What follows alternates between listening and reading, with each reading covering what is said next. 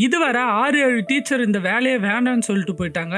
அந்த மாதிரி trouble student படிக்கிற கிளாஸுக்கு புதுசா ஒரு டீச்சர் வராரு. அவரோட ஃபர்ஸ்ட் டே கிளாஸ்ல யாருமே அவரை கண்டுக்கல, அவரை சுத்தமா மதிக்கவே மாட்டேன்றாங்க. அவரோட காரை கூட ஸ்ப்ரே பெயின்னால அசிங்கப்படுத்தி வச்சிருக்காங்க.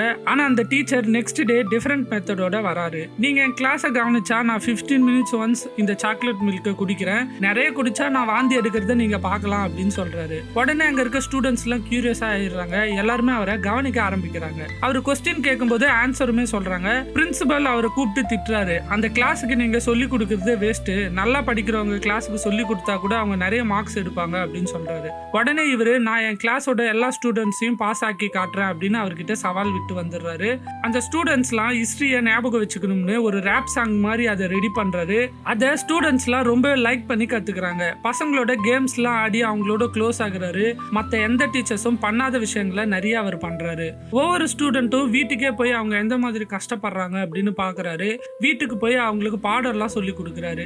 ஒரு வாட்டி அவர் ஹாஸ்பிட்டல்ல போய் அட்மிட் ஆயிடுறாரு. இருந்தா கூட வீடியோல கிளாஸ் எடுத்து அவங்களுக்கு அனுப்புறாரு.